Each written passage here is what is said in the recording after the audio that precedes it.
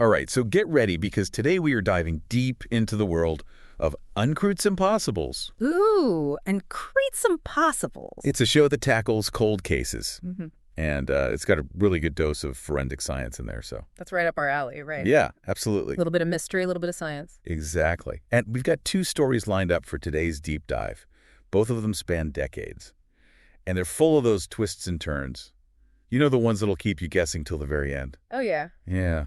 Definitely the kind of cases that grab you and don't let go. And what I think is so interesting about these 2 is how they show the power of time. Yeah, that's a good point. In one, the passage of time actually makes things harder. You know, it erodes the evidence. But then in the other one, it's like time brings these advancements in technology, and that's what actually ends up revealing the truth. Exactly. And that's what I think is so fascinating about these cases. They're kind of like 2 sides of the same coin. So first up, we're going back to 1991 to a copper mine in Utah. A sprawling copper mine. Picture it snowy winter night. Our guy, Brian Rohff, he's a security guard working the night shift. He's halfway through his meal, Okay. and then poof, vanishes. Just like that, no trace. No trace. No footprints in the fresh snow. Yeah. His post completely abandoned. Wow. Okay, so right on the bat, we've got a puzzle. A total mystery. And then to make things even weirder, the police get 2 calls from women claiming to be Brian's wife. Well, on 2 wives. 2 wives. Talk about adding another layer of intrigue to this whole thing. It gets complicated quickly. Yeah. So we've got Jennifer. She's Brian's actual wife. Right. But the other caller is Christy Bradley. Yeah. And she happens to be married to Dell, Okay. who is, get this, one of Brian's co-workers at the mine. Okay, now that's interesting. A coworker and the other wife. There has to be a connection there. Oh, there's definitely a connection. You ready for this? Help me. Affair.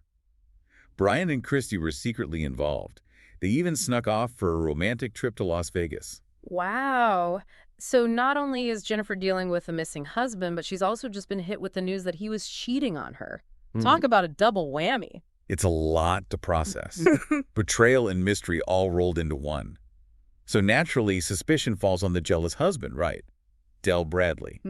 He becomes the prime suspect. I can see why. Yeah. I mean, finding out your wife's having an affair with your coworker and then that coworker disappears, it's a pretty classic setup. Yeah, it does seem pretty straightforward. But here's the catch. Dell passes a polygraph test. And there's no physical evidence linking him to Brian's disappearance.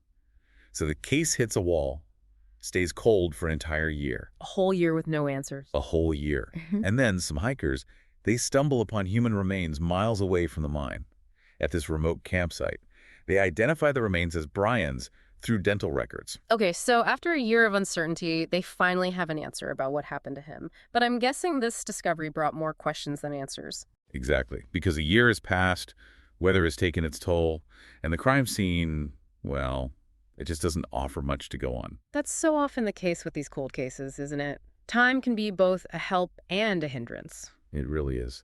So the autopsy, it reveals that Brian was shot multiple times, execution style. They find 5 shell casings from a .22 caliber gun. But that's it. So more questions. Was Brian mixed up in something shady at the mine? Did Dell finally snap? I mean, the possibilities are endless, but without hard evidence, it's all just speculation. Exactly. It's a case full of dead ends. Investigators were basically left with a giant puzzle with most of the pieces missing. It's frustrating, you know, for everyone involved, for the investigators, for Brian's family. You want answers, but sometimes they just seem out of reach. It's the not knowing that's the hardest part, I think. So we fast forward 14 years of agonizing uncertainty for Brian's family.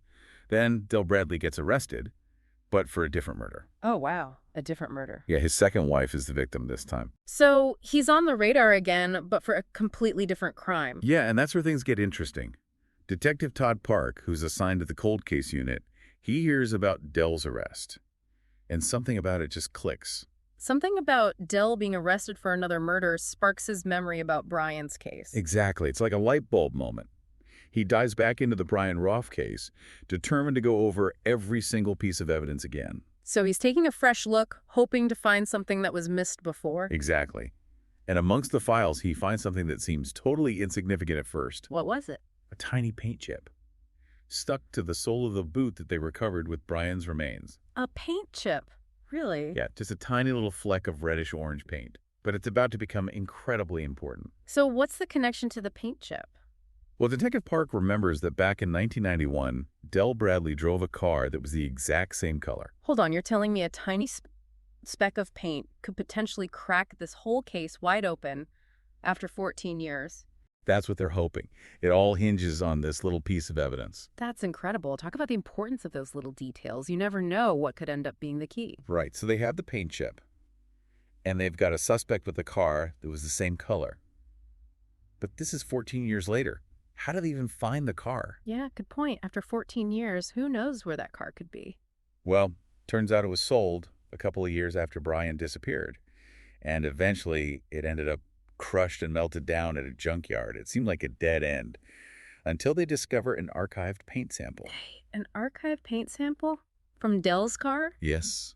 Someone back during the original investigation had the foresight to collect a sample, not knowing how crucial it would become years later. Wow, talk about being thorough. That's incredible. They literally had the evidence they needed all along, just waiting to be analyzed with new technology. It really highlights how important thoroughness is in these investigations. Yeah. You just never know what tiny detail might end up solving a case. That's for sure. So they have the paint chip from Brian's boot and the archived paint sample from Dell's car. The big question is, did they match? It was a perfect match. I mean, the composition, the layering, everything. It was undeniable proof that Brian had been in Dell Bradley's car. Wow. So they finally had the evidence they needed to connect Dell to Brian's disappearance. What happened next? Armed with this new evidence, the police finally arrest Dell for Brian's murder. Okay, but remember, Dell had already passed a polygraph test years earlier, and he always maintained his innocence. Was he going to confess now, after all these years? He was tough. He initially maintained his innocence, yeah. But the police, led by Detective Park, had a strategy. Oh, what did they do? They decided to play a little mind game with him. They fabricated a witness statement. What? They made up a witness. They told Dell that a coworker had come forward, claiming to have seen him with Brian's backpack on the night of the murder. Wait, hold on. Is that even allowed? Can they just lie to a suspect like that? It's a controversial tactic, that's for sure. But in this case, it worked.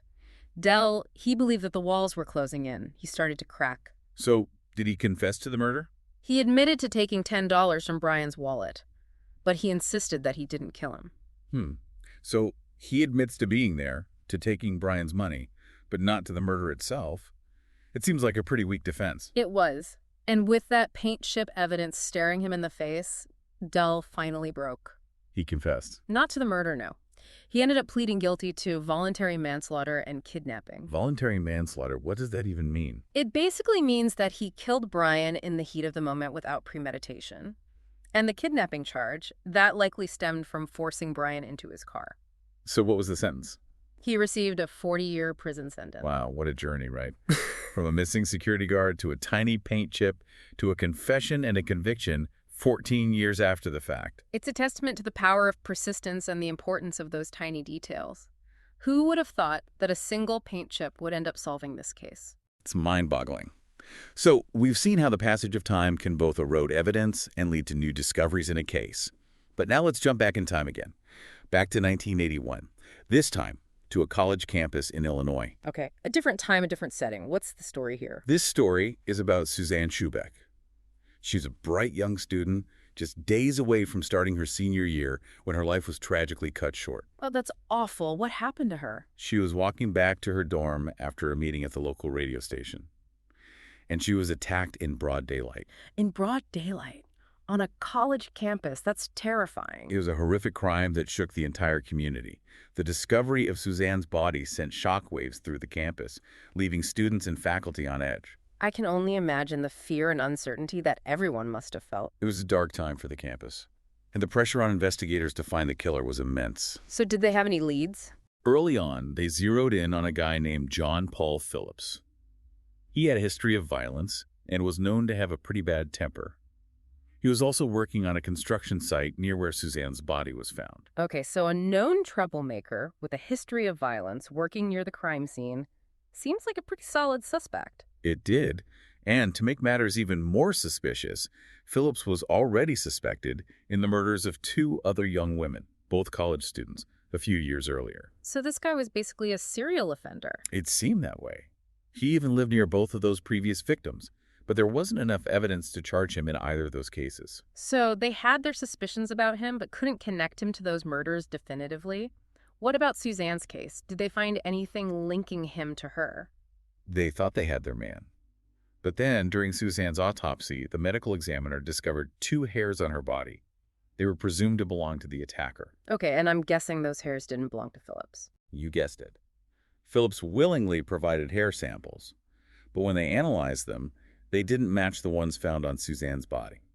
So, despite their suspicions, Phillips was ruled out as a suspect in Suzanne's murder. What about his involvement in those other 2 murders? Did they ever get him for those? His story takes another turn. While Phillips was in prison for other crimes, he actually boasted to a fellow inmate about killing 3 women. Wow. He confessed. Well, sort of. He gave specific details about the murders of those 2 other college students, but he never once mentioned Suzanne. That's strange. Why would he confess to those 2 murders but not to Suzanne's? It's almost as if he wanted to keep that one as a twisted secret. It's definitely a curious detail.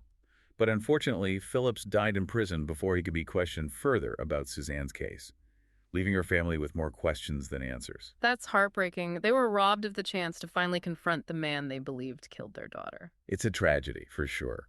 So if Phillips wasn't the killer, who was? Were there any other suspects? There was another man, Daniel Wilson. He worked as a handyman on campus. Okay, and what made him a suspect? He had been working at a dorm near the crime scene. And get this, he vanished shortly after being questioned by the police. Another disappearance. This case is full of twists and turns. They even found what looked like a torn-up suicide note in his room, which added to the mystery. So they had 2 potential suspects, both of whom seemingly disappeared into thin air. Did they ever find Wilson? Now remember, this was 1981, long before DNA profiling became a standard tool in investigations. Right, so they were working with limited technology. Did they try to compare Wilson's hair to the samples found on Suzanne? They did, but the technology at the time just wasn't sophisticated enough for a conclusive match. So like Phillips, Wilson was eventually ruled out as a suspect. The case goes cold again. It seems like every time they got close to an answer, the trail went cold. But I have a feeling this isn't the end of the story. You're right. The case remained unsolved for almost 2 decades. But then a breakthrough came in the late 1990s with the advent of a revolutionary new technique, PCR. PCR, what's that? It stands for polymerase chain reaction. It's a technique that allows scientists to create a DNA profile from even the tiniest amounts of biological material. So are you saying they could potentially use this new technique to re-examine the evidence in Suzanne's case? Exactly. They still had the hair samples that were found on her body all those years ago, and with PCR, they were finally able to extract a DNA profile of the killer. It was a game changer. Wow, that's incredible. They finally had a solid lead to pursue after all these years. Did the DNA profile match Phillips? They actually exhumed Phillips' body to obtain his DNA, but it wasn't a match. They also ran the profile through the National DNA Database, but there were no hits. It seemed that whoever killed Suzanne had never been in the system. So close yet so far. Back to square one again. Not quite. Remember Daniel Wilson, the handyman who disappeared? Yeah, the one who left the suspicious note. What about him? Armed with this new DNA evidence, investigators decided to take another look at Wilson. Did they find him after all these years? They did. After years on the run, Wilson was found living in Michigan, working at a salvage yard. He had a child and was divorced. But when they tried to question him about Suzanne's murder, he refused to cooperate. He insisted he had already provided hair and fingerprint samples back in '81 and claimed he had nothing more to say. So he was stonewalling them. But they had his DNA profile from the crime scene. Couldn't they just force him to give a new DNA sample? They tried, but the court wouldn't issue a warrant. They needed more than just the DNA profile to directly link him to Suzanne. They needed something tangible, something from him that they could test. Okay, so what did they do? Yeah. They couldn't just give up at this point. They didn't give up. The Michigan police decided to put Wilson under surveillance, hoping to find a way to obtain a DNA sample without his knowledge. They learned that he had recently sold his car, and that gave them an idea. His car. What could they possibly find in his car that would help them? Well, they knew that Wilson was a smoker. They were hoping that they might find some discarded cigarette butts in the car, something with his DNA on it. It was a long shot, but it was their best chance at getting the evidence they needed. Talk about thinking outside the box. So, did it work? Did they find anything in the car? They tracked down the new owner of Wilson's car and asked about the cigarette butts. The new owner confirmed that they must have belonged to Wilson because he didn't smoke, and his friends always tossed their butts out the window. Wow, what a stroke of luck. So they finally had their tangible evidence. Did they send those cigarette butts to the lab for DNA testing? They did, and the results were undeniable. The DNA profile from the cigarette butts was a perfect match to the profile from the crime scene. They finally had their man. After 20 years, they finally had enough evidence to arrest Daniel Wilson for Suzanne Shumate's murder. It was a huge victory for justice, and a moment of relief and validation for Suzanne's family, who had waited so long for this day. I bet they never gave up hope. So what happened when they confronted Wilson with this new evidence? Did he finally confess? He was arrested and charged with murder, but initially he denied any involvement. However, Lieutenant Paul Coles, the lead investigator on the case, he had one more trick up his sleeve. Another trick. What did he do? Lieutenant Coles decided to bluff. He told Wilson that a former coworker from the college dorm had come forward as a witness, someone who claimed to have seen Wilson near the crime scene with Suzanne's backpack. He even made up a detail about finding Wilson's fingerprints on the backpack. Wait, they lied to him again. That seems awfully risky, doesn't it? What if he saw through the lie? It was a gamble, but it paid off. Wilson, he was clearly shaken by this new evidence. He immediately confessed to taking $10 from Suzanne's wallet. So he confessed to robbery, but not to the murder itself. It sounds like he was trying to downplay his involvement.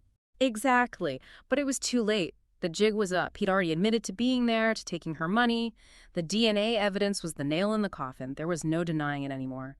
Daniel Wilson was Suzanne's killer. It's incredible. A simple lie about a witness in a backpack finally cracked him after 20 years of silence. But of course, it was the DNA evidence that really sealed his fate. So what happened to Wilson after his confession? Wilson was tried and convicted of murder in 2006. Over 2 decades after Suzanne's death, he was sentenced to 40 years in prison. Wow, 40 years. That's a long time. But after 25 years of waiting, it must felt like some kind of justice for Suzanne's family. Oh, absolutely. For them, it was a long time coming. But at least they finally had some answers, some closure. Yeah, and the fact that he was finally held accountable for his actions, that must have brought them a sense of peace. Did he ever explain why he did it, though? Why Suzanne? Sadly, no. He never offered an explanation, never expressed any remorse. The prosecution's theory was that it was a random, impulsive act of violence, that maybe he saw Suzanne walking alone and just seized the opportunity. That's terrifying. To think that it could happen to anyone at any time for no reason at all. It is a chilling thought, yeah. And it's a stark reminder of the randomness of life, that sometimes bad things happen to good people. And that even in a place that's supposed to feel safe, like a college campus, danger can still lurk. It's a reminder to always be aware of your surroundings, to trust your instincts. I agree. But on a more positive note, the university did take steps to honor Suzanne's memory. Oh, that's good to hear. What do they do? They built a pedestrian bridge, and they named it in her honor, so that no other student would have to walk along that isolated path where she was attacked. It's a beautiful tribute, I think. It is a symbol of hope and remembrance, and a reminder that even in the face of tragedy, we can choose to create something positive, something lasting. In her case, along with Brian Rohff's case, they really underscore the importance of forensic science, especially when it comes to cold cases. Absolutely. It's amazing to see how far technology has come and how it can be used to solve crimes that were once considered unsolvable. A tiny paint chip, a discarded cigarette butt. These seemingly insignificant pieces of evidence can hold the key to cracking a case wide open. It's true. It makes you realize that every detail matters. Yeah. And that sometimes justice just takes time. Exactly. Persistence pays off. And sometimes the truth is waiting to be uncovered in the most unexpected places. Well, that's a powerful message to end on. Thanks for joining us on this deep dive into these 2 compelling cases. It's been quite a journey, hasn't it? It has, and I hope our listeners found it as fascinating and thought-provoking as we did. We'll be back soon with more intriguing stories and in-depth discussions. Until then, stay curious.